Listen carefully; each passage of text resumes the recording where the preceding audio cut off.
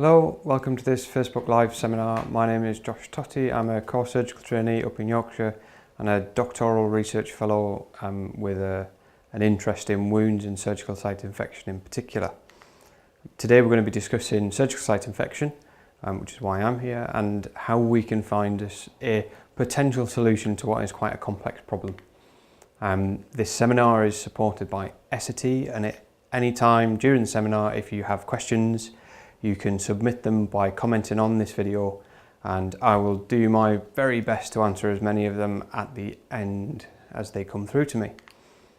After the event, you can access a certificate of attendance which will contribute towards revalidation through CPD hours. And we're going to start this presentation now entitled Surgical Site Infection, Finding a Solution for a Complex Problem. What we are going to cover is understanding why surgical site infection is a concern, the impact that it has on patients and on the NHS as a whole, to begin to cover how and why they may develop, what strategies we can implement to help reduce rates of surgical site infection, and how we can use evidence-based practice to change our current working practice, and look at some of the things that we've been doing in my department, particularly using postoperative dressings to reduce surgical site infection. So first things first, what is a surgical site infection? It sounds like a really simple question, but it's not necessarily. It's an infection that occurs after an operation and is in the area in which an operation took place. It can be a little bit of discharge, a little bit of redness around a wound, right the way through to a life-threatening postoperative complication. You can classify it as a superficial infection that only involves the top layers of skin, or it can track all the way down into a deep organ cavity and involve tissues, organs, or implanted material if we as surgeons have left material in the body. Most surgical site infections are caused by contamination of an operative incision with microorganisms that are already on the patient's body before they go to theatre. We conduct around 11 million procedures in the UK every year, and it's estimated, and figures do vary, that there are around 200,000 surgical site infections every year.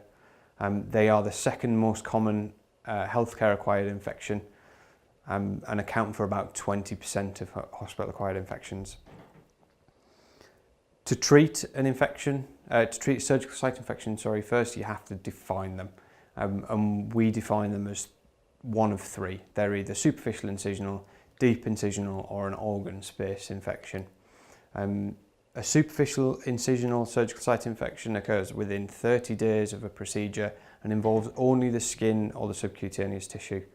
And it can be identified in a wound that has at least one of pus, a positive microbiological swab, or this has come from the CDC, so the Americans, an incision that's deliberately opened by an attending physician, so a surgeon or a surgical doctor. And the patient also has increased pain or a tender wound, localized swelling, redness or heat to that wound. Now this definition doesn't include cellulitis of the limb in general, or a pin or a stitch site abscess. A deep incisional SSI is below the level of the skin, so it might involve fascia or the muscle layers below it. And again, the patient will have either pus coming from that deep incision or an incision that opens, so that might open by itself in what we call dehiscence, or it might be opened by a surgeon if they go back to theatre or on the ward at the bedside. And it does need, again, a positive microbiological culture. Patients should also have fever, and again will have local pain or tenderness. An organ space surgical site infection is an infection within 30 days or 90 days where there's implanted material of your operation, and the infection is deeper than fascia or muscle. This is normally intra-abdominal or intrathoracic. They will have pus coming out of a drain. Again, organisms seen on aseptically obtained fluid or a tissue sample, or they may have an abscess that's seen on imaging such as CT or ultrasound. Patients that get an SSI, a surgical site infection, are 5 times more likely to be readmitted to hospital after they've been discharged. They're 60% more likely to spend time in intensive care, and they are twice as likely to die than those who don't have an infection after their operation. Again, figures vary, but the current best estimate is that it costs the NHS somewhere between £2,000 and £10,000 per patient per infection, depending on the nature of the surgery that they had in the first place. This amounts to a total cost of about £700 million a year. And that's all well and good, and it's important, but actually at the end of the day, there's a patient having an infection. It's not an infection, it's a patient with an infection. And me and my team did a little bit of work looking at the impact that infections have on patients, and they report that it's painful. It reduces their mobility, it stops them getting out of the house. They may end up having amputated limbs as a result. It has a significant emotional effect. They report being low in mood. There's significant psychological effects of having quite unsightly scars. And as I said, it stops them getting out of the house. They become isolated, they can't work. There's a financial burden associated with it as well.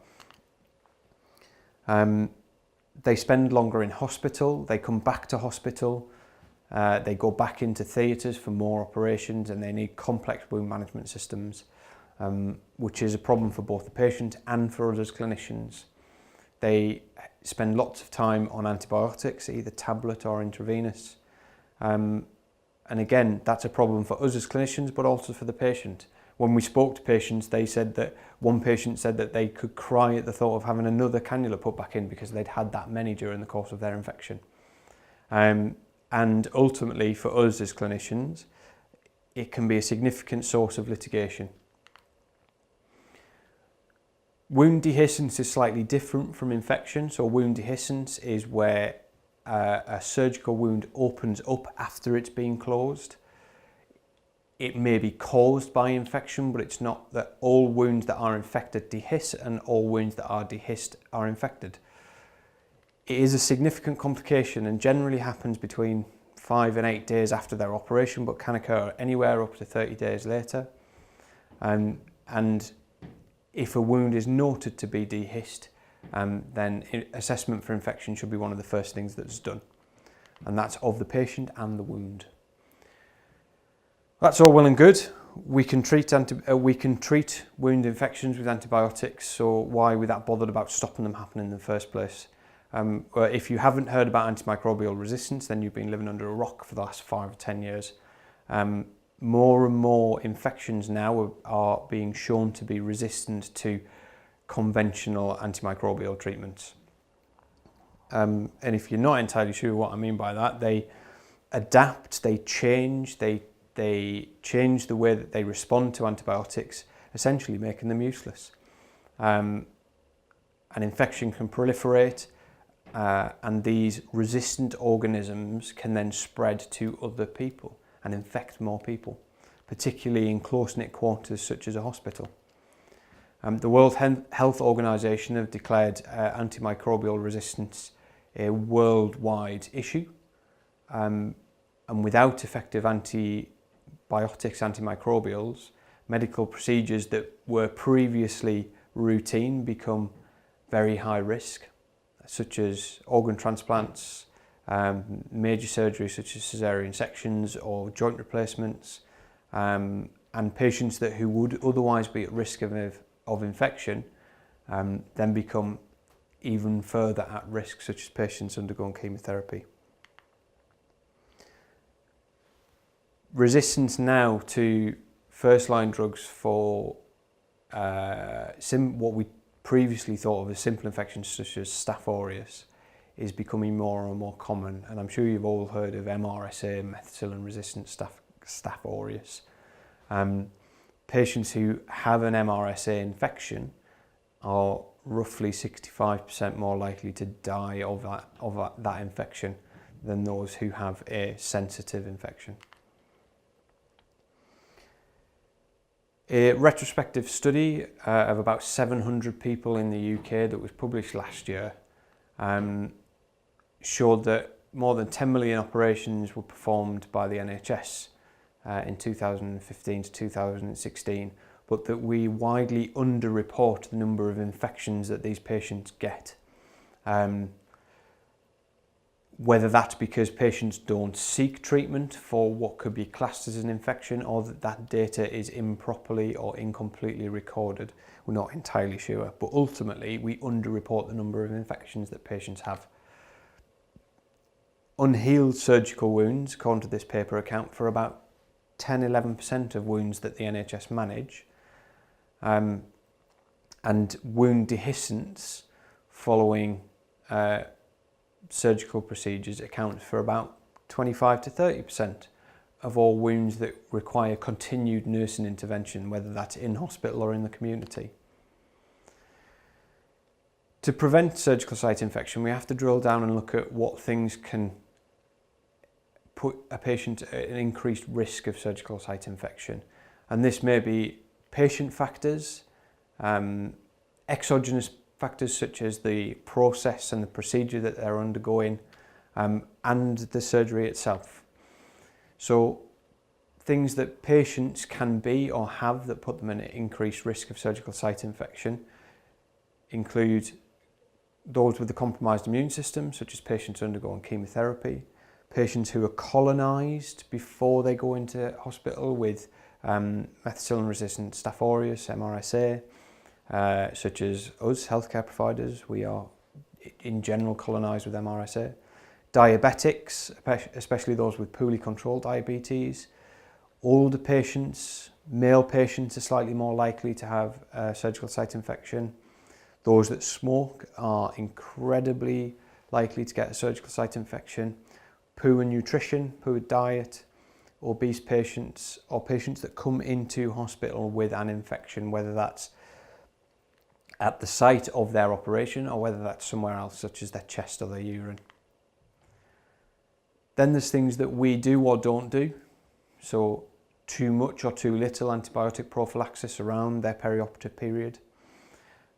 It's been shown that shaving of hair over an operative site can increase the risk of surgical site infection. Longer surgery increases the risk. Poor skin preparation, so that's the stuff that we slather on patients before we operate.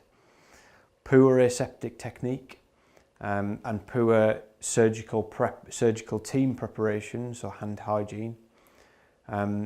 Operations that are carried out in an improper theatre environment, so all theatres should be well sterilised, well ventilated. Orthopaedic theatres should have laminar flow.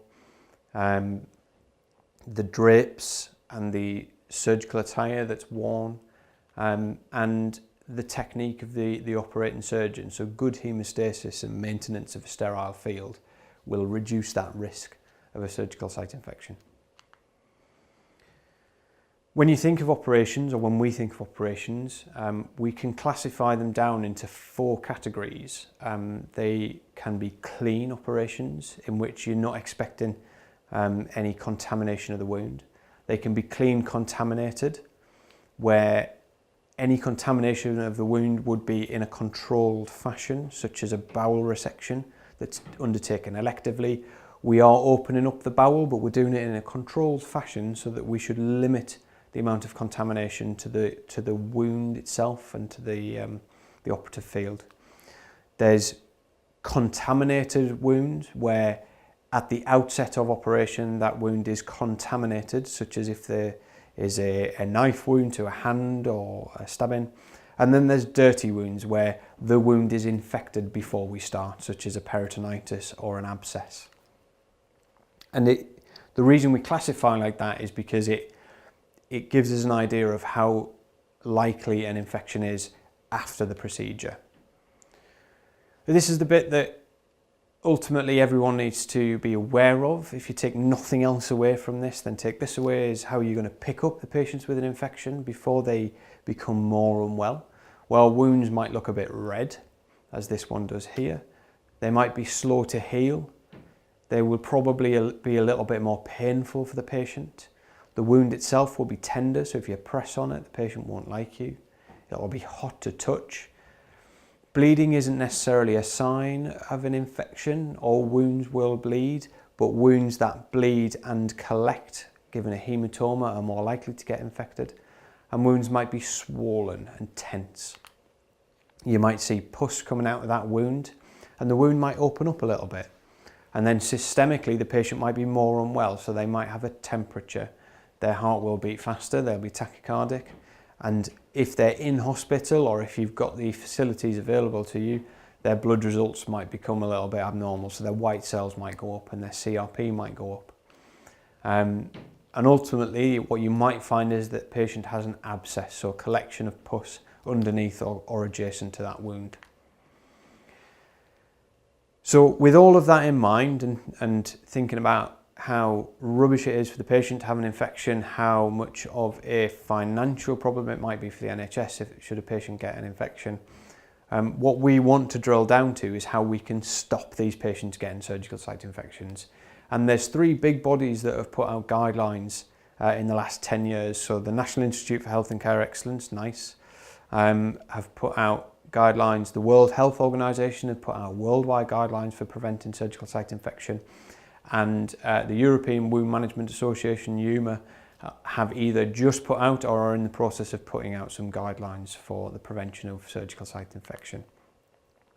And ultimately, all 3 of those can be combined for us to look at how we can prevent those infections. So it requires an assessment of the patient as a whole, and not just by surgeons or nurses, but through a multidisciplinary approach.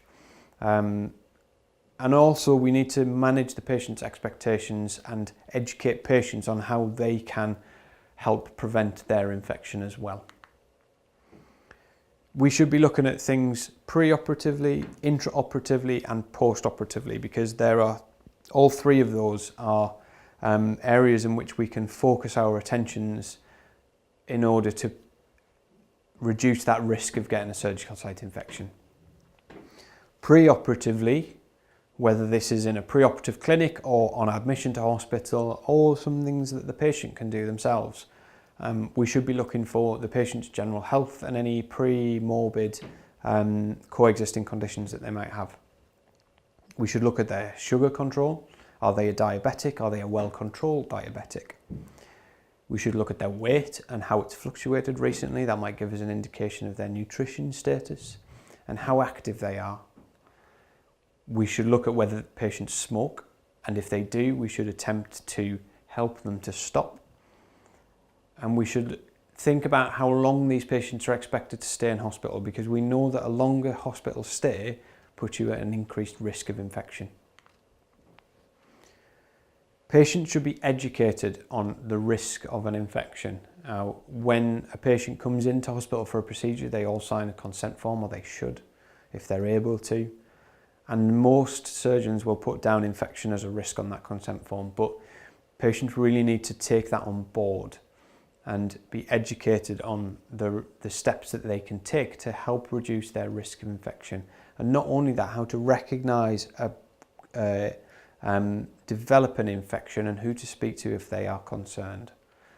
They should also be given information on how they care for their wound, and what antibiotics they're going to have in the perioperative period and what that's doing for them. A lot of patients will have perioperative prophylactic antibiotics, but they may not understand the reasons that they have them. Patients should, so current evidence suggests that patients who shower either with soap and water or with something like chlorhexidine are at a reduced risk if they shower 24 hours before their operation. They should be informed that they shouldn't shave, that we as surgeons may carry out hair clipping but not shaving. They will go down to theatre in standard hospital pyjamas, garbs. In patients that are colonised with MRSA that's picked up on preoperative screening, they may be given nasal decontamination or skin decontamination. And in days gone by, it was common for patients undergoing bowel surgery to have bowel preparation, so high strength laxatives and antibiotics. But that's now been proven that it doesn't have much of an effect and is pretty inconvenient for the patient as well. We know that clean surgery, where we might leave something behind, such as a vascular prosthesis, a joint replacement, clean contaminated surgery and contaminated surgery, so those classifications that we talked about earlier, those patients should have antibiotic prophylaxis. So that's antibiotics given intravenously on induction, so when they're put to sleep, and then normally a couple of doses after their operation as well. In patients where the wound is dirty or infected, they should obviously be having antibiotic treatment already. Moving on to that intraoperative period now, obviously we as surgeons take great pride in how we decontaminate our hands and we wear sterile gloves and gowns. And for us in the UK, it sounds like it's fairly common sense, but remember that these World Health Organization guidelines are meant to cover a global audience. We use skin preparation to decontaminate the skin prior to incision, and the most effective at the minute, it seems, is chlorhexidine in alcohol.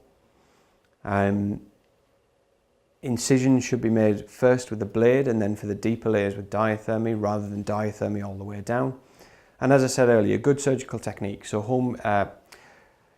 good hemostasis, good oxygenation of the patient, maintaining their temperature, tissue perfusion, will also reduce that surgical site infection risk. We shouldn't be using wound irrigation intraoperatively to prevent surgical site infection. And there's not a lot of evidence that suggests sloshing betadine on a wound before we close it is any better than not doing that. Once that wound is closed, we will all then go on and pop a dressing on. And there is a whole host of different products that are out there now, which can be popped on a wound post-operatively, whether that's a film and a pad, an antimicrobial film and a pad, a foam dressing, negative pressure wound therapy, skin glue is used as a dressing. And if they're put on in an aseptic, non-touch technique, after 48 hours, patients can be advised that they can then go ahead and shower that wound quite comfortably. Moving on to post-operative dressings, as we've been talking about, this is where my research interest comes in. I've been working for the last two or 3 years with a dressing called Leukomed Sawback, which is a bacteria binding dressing which can help prevent surgical site infection through reducing critical colonisation. Sawback itself is a technology that's now included on a lot of different products. They are not bactericidal, they don't kill bacteria, they bind bacteria. There's not a chemically active agent that is ingressed into the wound. They work by something called hydrophobicity. So bacteria that can cause a problem are naturally hydrophobic, they repel water. Sawback is very, very hydrophobic, so it repels water very, very strongly. And by that action, the hydrophobic dressing and the hydrophobic bacteria push water out from between them, and the bacteria is then bound to the dressing irreversibly. It's slightly different because there's been no evidence of resistance described or put out in the literature. It doesn't trigger endotoxin release from bacteria. There's not been any upper binding limit seen, and it's been shown to bind a wide variety of pathogenic organisms. And to date, there's been no evidence of systemic absorption or side effects or adverse effects that we know about. We, as I said, my team, have been looking at the evidence behind Sawback technology and what's out there and what we've put out there as well. And to date, there are case studies, case series, observational studies, a randomized control trial or two, and a systematic review looking at its effectiveness. So going through a couple of those, there is a study by a team headed up by a guy called Mosty that was published in 2014 that compared silver containing hydrofiber dressing to Sawback technology in chronic venous leg ulcers. This was a randomised single centre study looking at patients with hard to heal or localised infection leg ulcers. And it showed, they measured something called bacterial load, so how many bacteria were present on the surface. And it showed a reduction of 41.6% across both groups, but a reduction of almost 75% in the Sawback group. Stanarowski, a team in Poland, conducted a randomised control trial looking at dialkyl chloride, which is the compound on Sawback dressings, compared to standard dressings in adult women who've had a caesarean section. So a fairly clean procedure, a very common procedure. And this study was undertaken in Poland. They recruited 543 patients, and that they showed that using Sawback technology reduced the infection rate from 5.2% to 1.8%. So that represents a 65% relative risk reduction, and that was statistically significant. One of the projects that I've worked on personally, we looked at Sawback in vascular surgery. We took 100 patients who had a normal non-active wound dressing and then compared that to 100 patients who had their post-operative wounds dressed with Sawback, and showed that in the early post-operative phase, so between 1 and 7 days, there was a significant reduction of surgical site infection, and by 30 days there was a reduction of 47%. We crunched the numbers and showed that we had to treat 12 patients with Sawback to prevent 1 infection, which is a pretty small number needed to treat. Using the data from the Stanarowski trial, a team of very clever people in York have crunched the numbers and had a look at the cost effectiveness of Sawback dressings. Now, they took the cost of surgical site infection per patient to be around £4,000. It's about £300 per day, purely an increased hospital length of stay, and an extra £120 per outpatient appointment. So taking all of those figures into account and looking at what the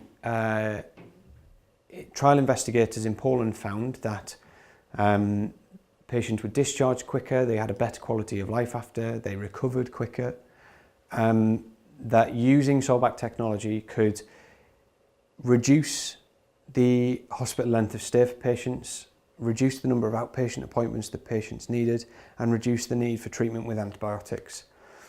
And ultimately, when they applied it to patients in the trial, using Sawback technology represented a saving of around £120 per patient, which highlighted a significant potential cost saving of around 50% over standard care. So in summary, surgical site infection is increasing and can be a big problem, and may prove to be an even bigger problem as time goes on. Combine the growing number of surgical site infections that we're seeing with the rise in antimicrobial resistance, threatens an even worse problem than we already have. There are new methods out there of reducing surgical site infection that warrant further investigation, with high quality research that's already been undertaken in the UK. Essity, for those who are interested, offer free education and training in surgical site infection and a whole host of other areas. And we're now going to move on to a real-time question and answer session.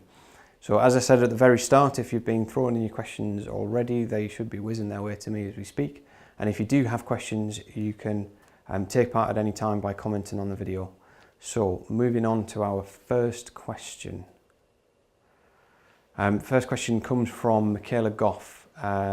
Do we know which operations end up with the most surgical site infections? Yes, we do, kind of. So we know which operations more commonly get surgical site infections, not necessarily end up with the most. So we know that vascular surgery puts you at an increased risk, and that's probably to do with the sort of patients that undergo vascular surgery. So they have poor circulation, quite a lot of them are diabetic, they smoke. So all of those risk factors that we talked about at the start come together in one patient with vascular surgery. So vascular surgery patients quite commonly get infection. Colorectal surgery is another area where patients get infections, and again that's because the bowel is breached and complications arising from that can quite often be catastrophic for the patient. So they are probably the main two. Vascular surgery and colorectal surgery are the two surgical specialties in which infection is most common. Not necessarily which operation they have, but the type of surgery that they have. Question 2 comes from Alison. Do you advise wound washouts prior to skin closure? No, at the minute, the current evidence suggests that there's no benefit to doing that. And I know a lot of people do, a lot of the surgeons that I work with do. They will irrigate a wound with betadine or chlorhexidine before the wound is closed. Actually, the current evidence suggests that a washout of a contaminated wound or a clean contaminated wound with saline is just as effective. Obviously, if a wound is dirty or infected or has been visibly contaminated during the procedure, then it makes sense to irrigate those wounds. But if it's a clean wound or a clean procedure, then the current evidence suggests that there's no real need to. Third question comes from someone who's nameless. Are the infections that we see in the community post-surgery accounted for in the statistics? Yes and no. As I said right at the beginning, what we know is that we underreport surgical site infections, and during one of the trials that I worked on and designed and ran, what we found is that there are two groups. There's a group of patients that come back into hospital because of their infection, and those do get accounted for. But there's quite a lot of patients who will be seen by their GP and managed with some oral antibiotics. It lasts for a week or so, it clears up, and although it's not particularly significant to us as clinicians, it can be significant to the patient, but ultimately that isn't always recorded unless we go back and ask for that information. So in some places that are conducting surveillance, I know teams in cardiothoracic surgery are very hot with surveillance, as is orthopedics. They can be, but quite a lot of specialties that don't carry out surveillance will miss these infections that come up in the community. Fourth question from Beverly. How can we help to engage patients more with regards to infections? For example, sometimes when we give advice, it's ignored. Tough one. Patients will always ignore our advice, but equally all we can do is give the best advice that we've got. One of the pieces of work that I did was a focus group with some patients who had an infection. We asked all of them, were you aware of the risk of infection before you had your procedure? And without fail, they all said, well, I remember it being mentioned, but actually I wasn't really aware of the risk.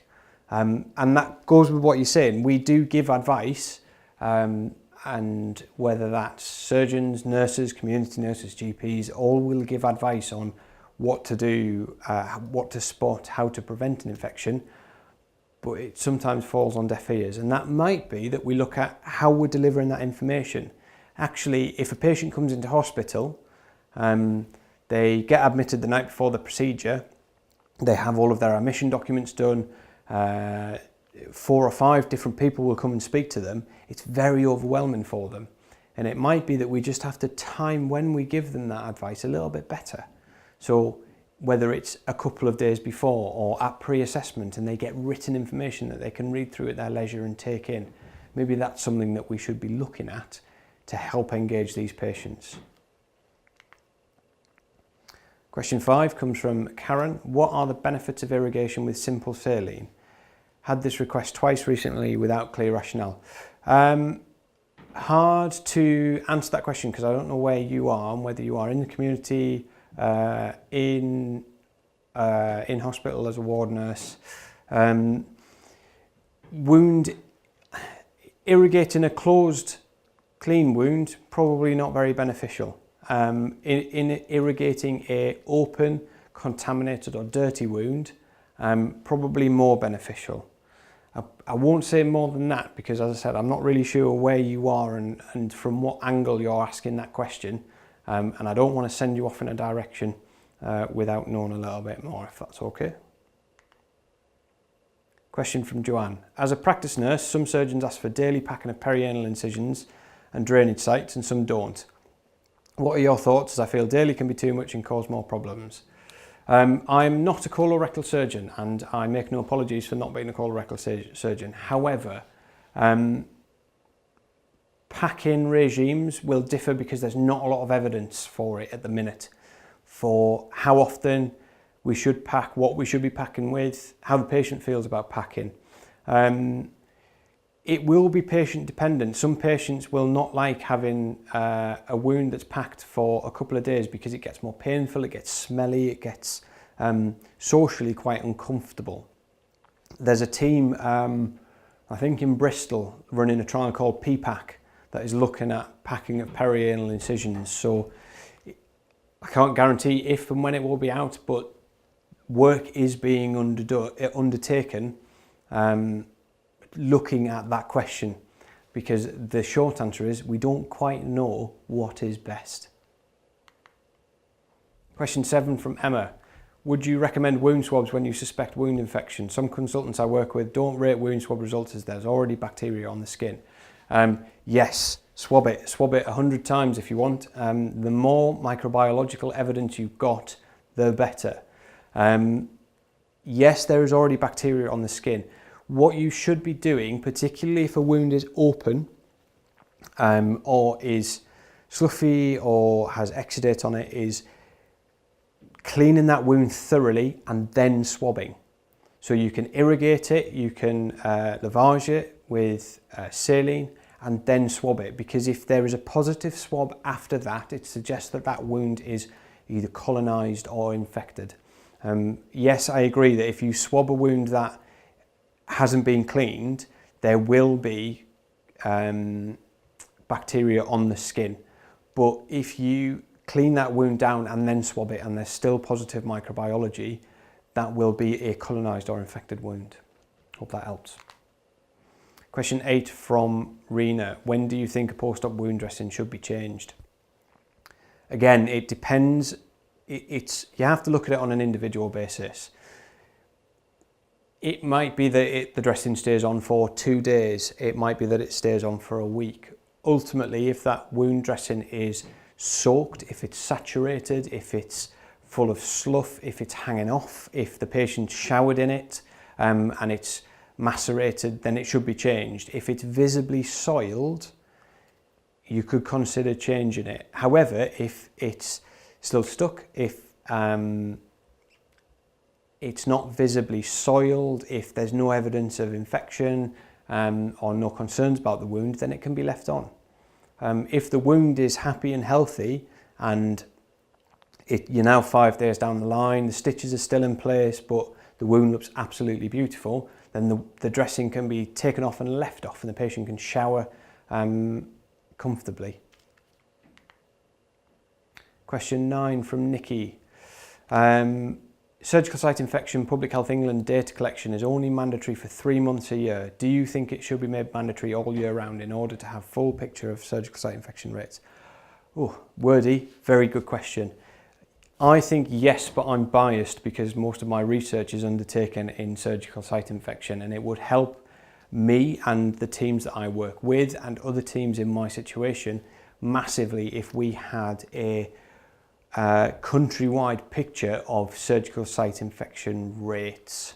It will also help surgical teams to look at what they are doing in their departments and how their rates vary through the year, how their rates vary by surgeon, and what they can do on a micro environmental basis or a local basis to change their own practices and hopefully improve their surgical site infection rates.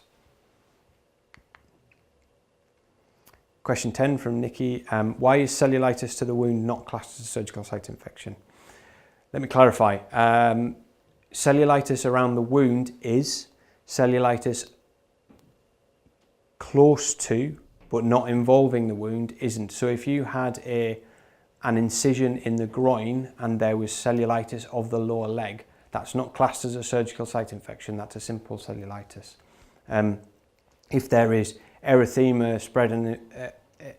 and spreading infection away from the wound, that is. Cellulitis is just an infection of the skin in general, and by definition, if the skin has been breached by an incisional wound, then it's a surgical site infection. Sorry for that misunderstanding. Hopefully I've clarified that slightly better. Question from Alison. How long would Sawback dressing remain in situ post-op? So we did a lot of work with Sawback. We changed our dressings at day 2 because the theory is, obviously, as bacteria bind, when you take the dressing off, you take the bacteria away from the wound and pop them in the bin with the dressing. And we looked at day 2 dressing changes.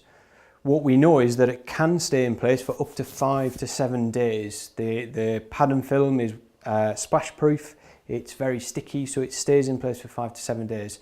So as we were saying earlier about whether dressings are visibly soiled, whether they're peeling off, it's a little bit of a per patient individual basis, but they can stay in place for 5 to 7 days. What is your opinion on a negative pressure dressing immediately post-operatively? So I'm assuming you mean something like a PICO, single-use negative pressure device. I will wait to see the evidence. There is a lot of work being undertaken at the minute looking at single-use negative pressure. There's a group in the Northwest undertaking a trial called Sunshine, I think, Sunrise maybe, single-use negative pressure in colorectal surgery. There will hopefully soon be a group in the East looking at single-use negative pressure in vascular surgery wounds. The current evidence suggests that they may reduce surgical site infections, but there's not a lot of evidence out there, and there's not a lot of evidence to suggest they reduce surgical site infection any more than any of the other dressings that are on the market. And our last question, do you think a surgical site infection is a preventable mistake, or is it more a side effect of surgery? And if it was treated as a side effect, do you think there would be less resistance to report it? Very good question. I think it's perceived to be a preventable mistake. And we talk about reducing the risk, we talk about making it a never event, having a zero tolerance. So one of the Public Health England reports in the early 2010s called it taking a zero tolerance approach to surgical site infection. I don't believe that we will ever reduce the risk to zero. I think there will always be a risk of surgical site infection. I think in general, reporting should become more open, not only of surgical site infection, but of all complications, and that there should be less of a persecutory attitude to complications following surgery. And like you say, these should be looked at as effects rather than mistakes. Quite a thought-provoking one to finish with.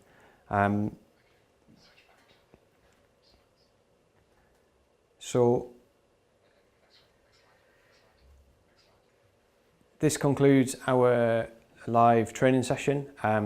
I'm sure there was loads more questions than I was able to answer. I apologise if I didn't get around to it, but one of the team will be answering them over the next 24 hours. I'd like to just take this opportunity to give a little thanks to ST for supporting this event. As we talked about, they've got a range of educational resources, and there'll be some contact details somewhere on your screen for you to go ahead and sign up for those if you want to. We are about to show you a link where you can access your certificate of attendance and get your CPD points. I hope that this has helped you gain a better understanding of surgical site infection, how it affects the patient, and what we can start doing to reduce those risks to the patients at the end of the day.